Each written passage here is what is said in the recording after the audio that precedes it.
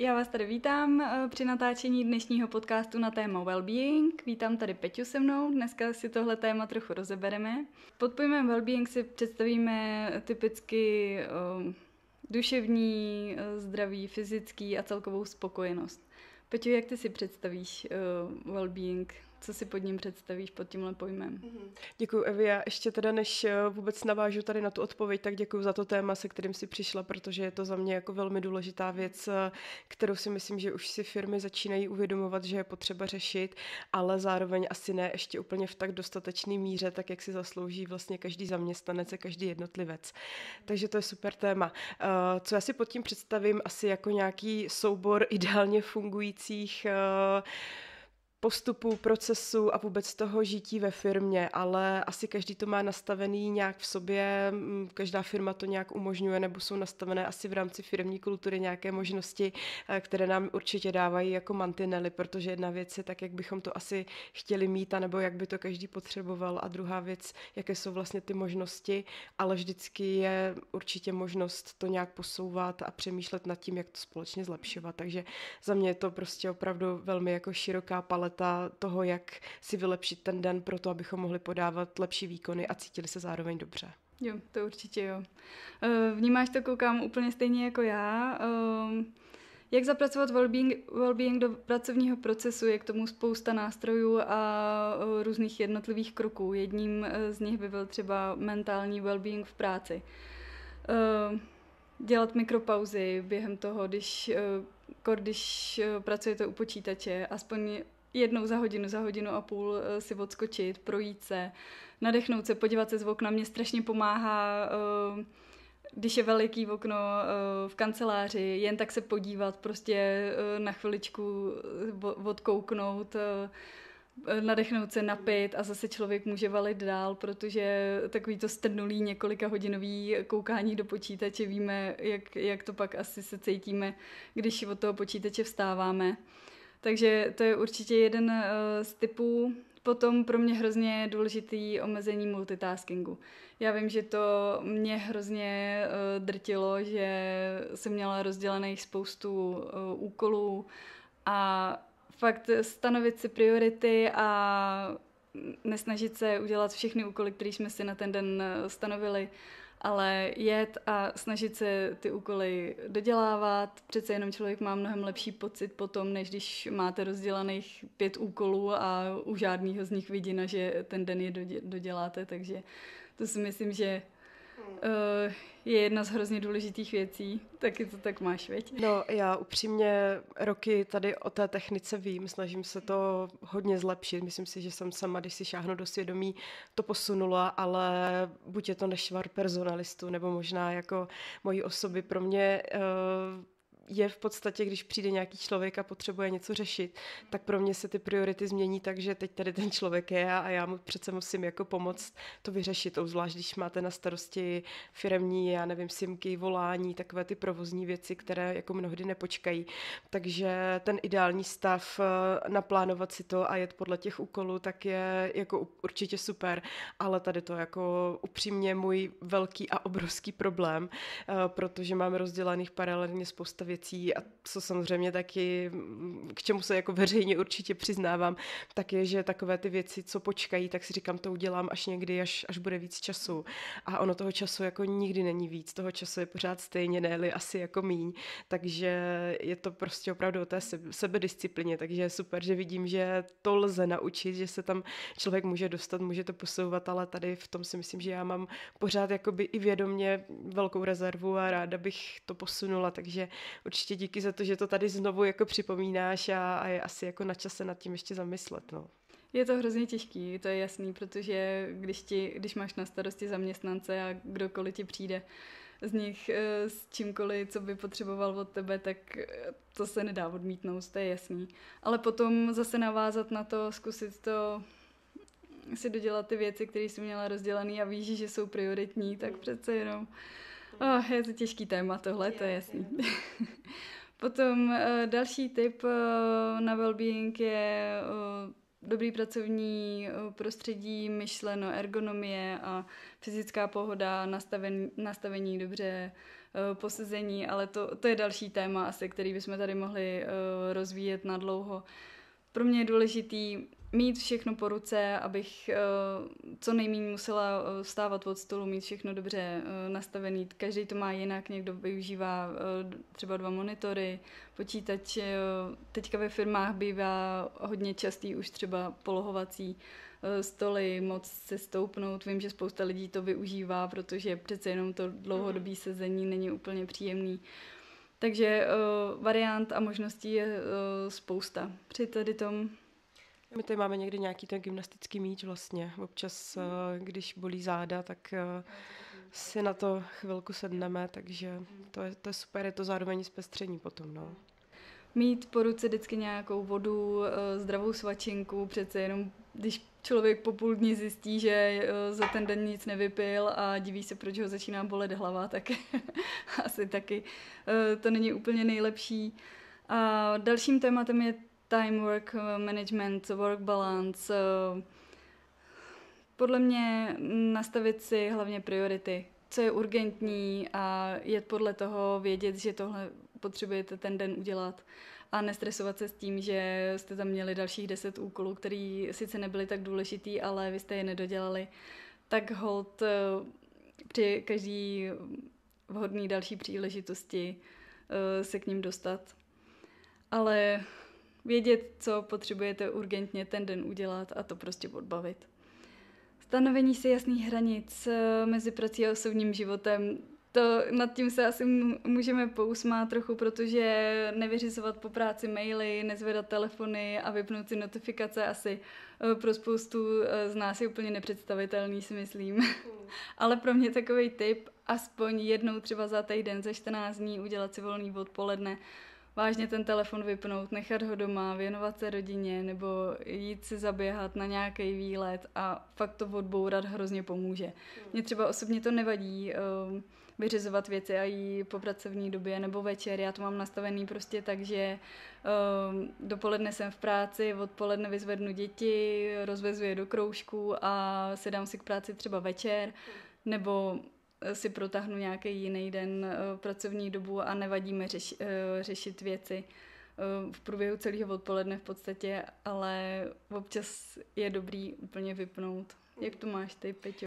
Jo, tady při těch alternativnějších úvazcích, kdy člověk musí skloubit tu péči o rodinu, vyzvedávání dětí, tak je to jako strašně náročný, obzvlášť teda pro ty ženy nebo pro rodiče s těma dětma, to si uvědomuju, že já tím, že jsem místní a nemusím vlastně dojíždět, tak já se snažím co nejvíc právě těch věcí odbavit v té práci i za cenu, že tady jsem třeba o nějakou chvilku déle, ale vědomě vím, že dlouhodobě to zapínat každý večer je hodně náročný, jo. To si myslím, že dlouhodobě tohle zvládnout úplně nejde, takže já to mám jakoby i tím, že to asi jako u mě víc jde a ty děti už jsou jako samostatnější a asi se jako jednodušeji tady přepraví sami, tak já opravdu spíš to mám postavený tak, že valím jakoby od rána do pozdějšího odpoledne v práci. Pouze v mimořádných situacích, jako si vyžaduje dodělání mest, anebo nějaký opravdu speciality jednou za čas, tak tomu člověk jako sedne o víkendu v neděli, to dělá asi každý z nás a je to uměrně samozřejmě úrovni té pracovní pozice, kterou člověk má, jo, že ne úplně všechno lze stihnout v té vlastní pracovní době, takže udělat to, co je právě důležité, o čem si moc hezky mluvila, tak někdy prostě opravdu jako stihnout nejde z důvodu toho, že řešíte úplně ad hoc věci, které, i když by člověk na té schůzce prostě nebyl, tak se vyvinou daleko ještě hůř. Takže já to mám postavený tak, že opravdu co nejvíc toho jako se snažím odbavit v rámci toho tady té práce v kanceláři. To je určitě dobře.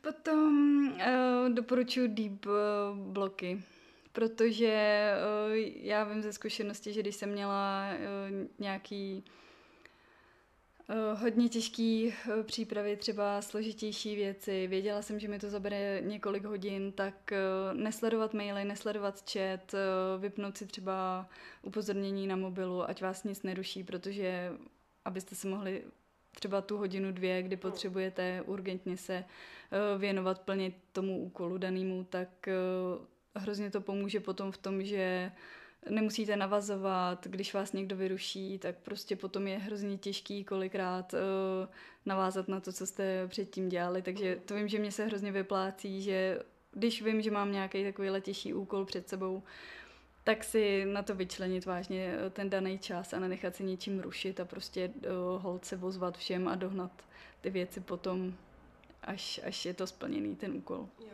Super. Já tohle teda asi taky používám.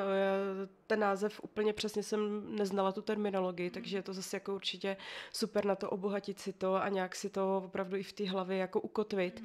A sama při těch složitějších jako měsíčních věcech, které třeba zpracovávám, tak vím, že to jakoby používám, že opravdu se jako vědomě dokážu na to soustředit a odstřihnout, ale potom jsou právě ty dny, kdy vím, že řeším takové ty úkoly a odbavuju jeden za druhým a hodně často sklouzávám k tomu, že přichází nové podněty. Já mám tendence právě řešit takové to, co je lákavější a zajímavější a pestřejší, takže myslím si, že i pro mě určitě jako tip si odnesu to, že se budu snažit vědomě tady ty bloky využívat třeba každý den na ty věci.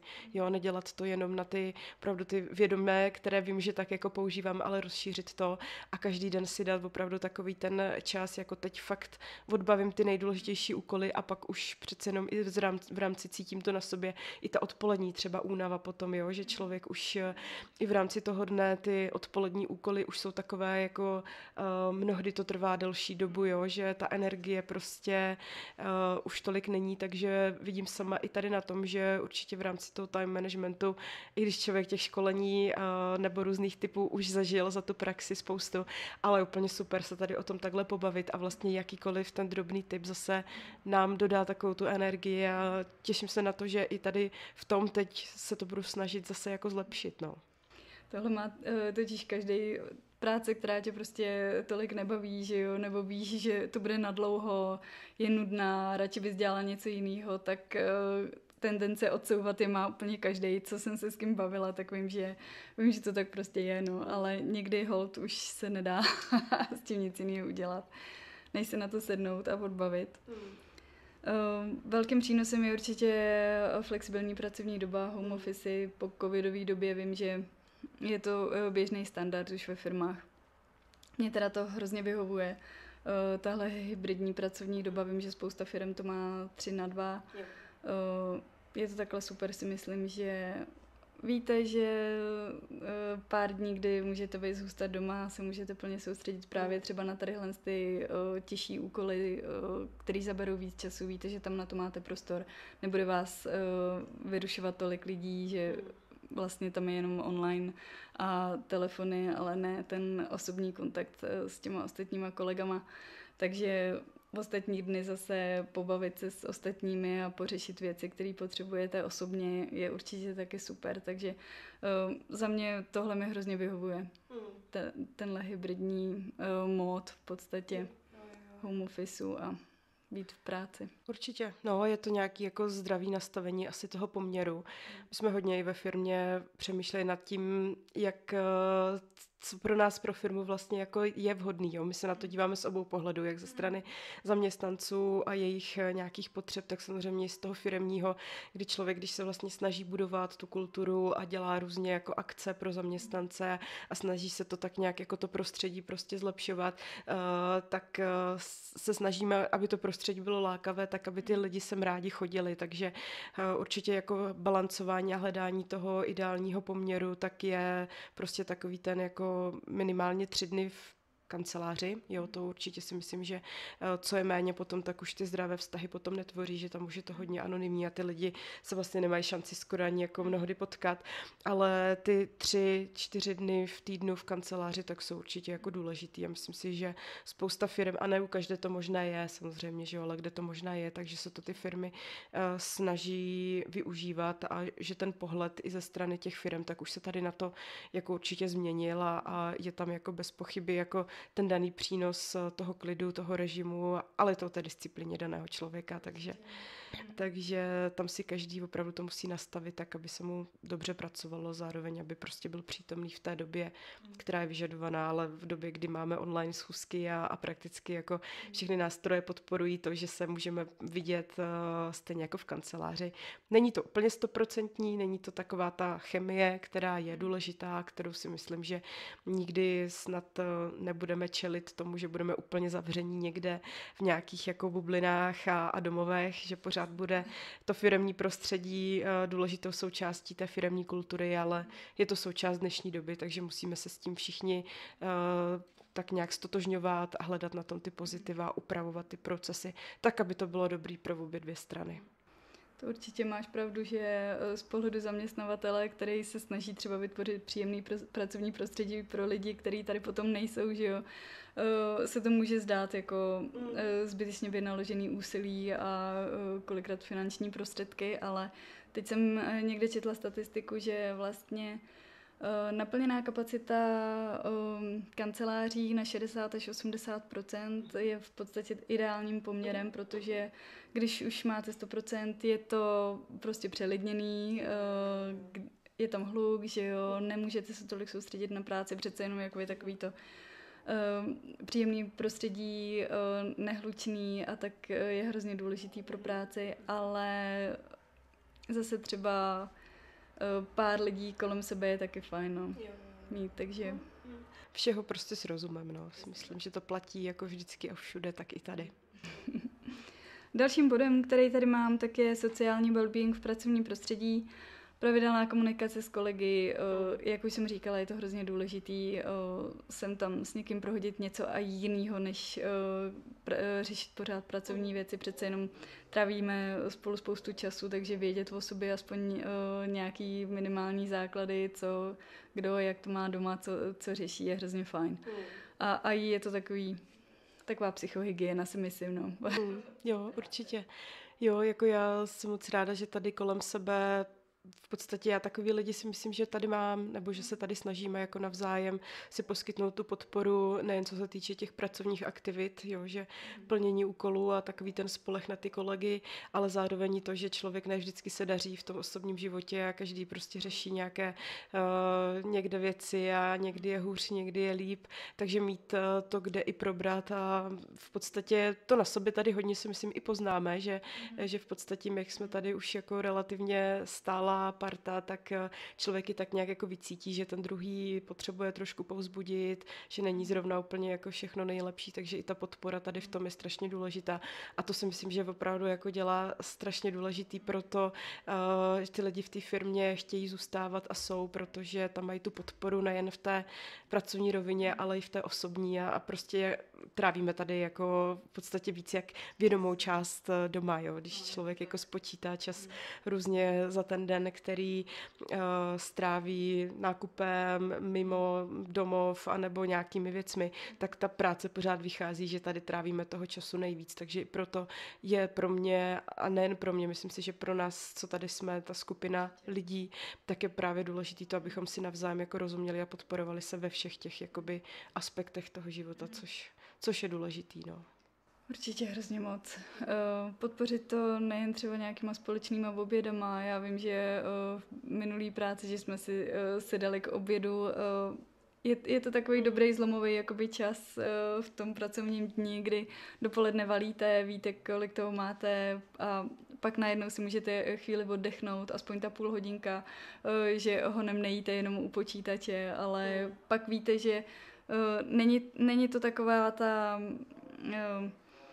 najednou spací doba poobědová, kdy dojíte u počítače a najednou to na vás přijde, že cítíte, že vám ta produktivita prostě klesá, tak tady přece jenom dáte tomu půl hodinku obědu, pokecáte u toho a pak valíte a máte tu energii úplně jinou, než když zůstanete třeba jenom u toho svého pracovního místa. Takže to si myslím, že je taky strašně dobrý tip tam, kde to jde, ty prostředí firemní tomu nahrávají, tak je to taky prima, no. Ale tady máme spoustu team buildingu, kde se bavíme taky, že jo, mimo pracovně, takže to je taky strašně fajn, že ty lidi Jo, určitě. Se dostanou do jiného prostředí pracovního a řeší se něco jiného. Tak, dalším bodem ještě mám wellbeing programy a firemní benefity, možnost pohybu v práci. Nejen, že jo, jsou samozřejmě různý karty do fitek, co dávají třeba firmy, nebo na masáže a takové různé věci. Ve spoustě větších firm už jsem viděla posilovny. Jak co mě ale úplně dostalo, bylo v jedné firmě, kde měli svý soukromý osobní fitko a měli i osobního trenéra, kterýho si mohli na hodinu každý zaměstnanec zamluvit. Ten s nima prošel prostě to, co zrovna je konkrétně třeba bolí, že jo, pro nás sedaví zaměstnance, tak většinou krčnější je a přišlo mi to jako skvělá možnost toho, jak vlastně ponechat, jak pomoct zaměstnancům být fit, protože to je cílem, nebudeme si nic nalhávat, každého zaměstnavatele a personalistek, aby zaměstnanci všichni byli zdraví, fit a mohli vykonávat práci co nejlíp samozřejmě, takže to mi přišlo úplně skvělý. My jsme to zkoušeli, já jsem to úplně někde upozadila, teď když o tom mluvíš, tak je to teda už nějakou dobu zpátky, tak jsme se taky domluvili s profesionálníma trenérama, kteří by sem právě docházeli do firmy a dělali masáže krční páteře a v podstatě ani nevím proč, úplně jsme to asi nějak nedotáhli, nebo jestli se to nějak úplně dobře nedokomunikovalo, ale teď je možná jako Evi, když se to téma takhle jako by oživilo, očerstvilo a více tomu zase začínáme věnovat, tak je možná na čase to zase rozjet, protože vím, že jsme to tady jako řešili, víme i na koho se obrátit, jak to jako udělat, takže je to už jenom krůček k tomu tohle zase posunout, protože je to strašně důležitý téma. Je to tak. A vím, že spoustě zaměstnanců chybí takzvaný relax zóny, ale ve smyslu mít kam si odejít a zvednout se od stolu, vyřídit si pracovní telefonáty. Vím, že spousta firm má obrovský open spacey s fatboyema, různýma závěsnýma sedátkama, kam se krásně schováte a můžete si ten telefonát vyřídit. Ale vím, že je hrozně prýma mít kam si odejít od toho svého pracovního místa telefonát vyřídit, protože nechcete rušit i svý kolegy, který s váma sedí v kanceláři, ale je to právě že dobrý i proto se zvednout od toho stolu a moct se kam jít projít, protože přece jenom těch telefonátů kolikrát bývá docela dost a jsou zdlouhavý některý, takže je fajn mít kam se jít přesunout, když to tak řeknu. Jo, super. Mě teda dostala jedna aktivita, to jsem někde četla už to delší dobu. Souvisí to trošku možná i s nějakou konspirační teorií, jak to bude v budoucnu a jaké nové benefity firmy můžou poskytovat svým zaměstnancům. Tak právě někdy uváděli, že dokonce jsou i takzvané spací boxy. Že taková ta potřeba lidí po obědě aspoň chvilku načerpat energii. A vím, že spousta lidí to tak má, že opravdu přijde takový útlum a 5minutový jako krátký odpočinek vás jako neskutečně jako nabudí. Takže ta myšlenka toho mít někde jako spací boxy, tak že jsem to taky někde jako sledovala a v nějakém přehledu nějakých moderních trendů, tak jako lidi jsou kreativní a vymýšlí zajímavé věci. Je to fakt strašně zajímavé to pozorovat, jak se tohle vyvíjí, protože vím, že ve spoustě firmách jsou nejen třeba masážní křesla, že jo, pingpongový stoly, takový to na chviličku uniknout, ať člověk nabere energii a může se pustit s plnou vervou do práce, takže je to strašně fajn. No. Kluci tady mají šipky, že jo, vývojáři, je občas slyšet ťukání, bouchání, že jim to taky pomůže zbavit se prostě rychle toho stresu a nabudit se. A takový dovedu si představit ten zdravý sportovní adrenalin, když člověk jako potom má, tak i ten kód jde určitě líp jako od ruky. Takže opravdu nebránit se ničemu, co dává smysl a pomůže k tomu podávat dobrý výkon. Jak si, Peťo, myslíš, že je nejlepší zjistit, co těm zaměstnancům chybí v té práci pro tu? Tak těch metod určitě je jako spousta. Záleží na velikosti firmy a záleží na tom, jak máte myslím si, že by se tomu měl věnovat hlavně personalista, jaké má možnosti vůbec se tomu věnovat, ale já jsem moc ráda, že tady ve firmě, kdy máme osobní kontakty s těma lidma, takže to dokážeme komunikovat napřímo, ale i tak, že si toho člověka všímáte, že ho znáte, že ho vidíte, že poznáte na něm, aha, něco není OK, pojďme to nějak probrat, rozkomunikovat. Mnohdy se stane, že ten člověk sám vlastně neví, proč se dostane do nějaké třeba apatičtější role, jo, jak jsi mluvila na začátku, nějaké syndromy vyhoření nebo jakékoliv další jako stimuly, které na nás můžou negativně působit i v rámci toho pracovního působení, tak je potřeba, aby tam byl někdo, kdo prostě ty lidi sleduje, kdo je opravdu jako dokáže povzbudit a identifikovat ty potřeby. Využíváme samozřejmě i dotazníky nebo při různých hodnoceních spokojenosti za menší nebo kratší dobu, tak se ptáme, nás ty věci zajímají, takže ověřit to i tou písemnou formou, ale za mě nic nenahradí to, že s tím člověkem mluvíte, dáte mu ten čas a dáte mu tu možnost, aby skutečně jsme se dobrali toho jádra pudla a zjistili jako opravdu, kde to je zakopaný a co je potřeba řešit, a co je potřeba vylepšit.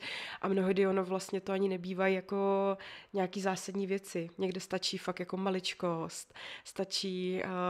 Stačí opravdu někde jenom zlepšit něco málo, co natolik těm lidem zlepší potom to působení v té firmě, otočit, já nevím, pracovní místo nebo nějaká drobnost. Nevím, jestli to úplně souvisí, teď jsem si vzpomněla na jednu takovou metodu, chtěla jsem, aby tady zazněla jednak jako pro tebe, ale pro naše posluchače, jak vlastně v rámci toho třeba wellbeingu nebo vůbec působení v rámci běžného dne, když máš pocit, že se nedaří tobě nebo kolegovi, tak platí jedna taková jakoby věc, kterou můžeme každý udělat. Udělat zaručeně věc, která se podaří. Jo, když máš den, nedaří se, špatný zprávy, necítíš se úplně fit, tak se doporučuje třeba zvednout se a jít zalít květiny. Udělat něco, minutovou věc, která zaručeně jako víš, že je dobrá, že je pozitivní, že něčemu nebo někomu pomůže a tím vlastně člověk velmi rychle zase jako by si dodá takovou tu energii, že tak teď to zase jako zvládám a teďka se zase daří, takže... Určitě dobrý tip. Jo. Hlavně je důležitý ptát se těch zaměstnanců, udělat klidně nějaký workshop kolem toho, pobavit se, co by jim prospělo v rámci možností samozřejmě firemních, ale nejenom se domnívat, že by jim mohlo něco vadit nebo že naopak je všechno v pořádku, ale fakt to téma otevřít, bavit se ve větších firmách. Samozřejmě dotazníky spokojenosti jsou dobrá volba, ať přece jenom nějaká ta zpětná vazba z nich po každý je, takže věnovat se tomu, je to důležitý, aby jsme se všichni cítili dobře v té práci. Je to tak, je to důležitý. Tak jo, Peťo, děkuji ti moc. Doufám, že jsme vám přinesli aspoň pár užitečných tipů, co byste mohli nejenom využít sami u sebe, ale třeba pro svůj pracovní tým a budeme se těšit příště. Děkujeme. Děkujeme, hezký den.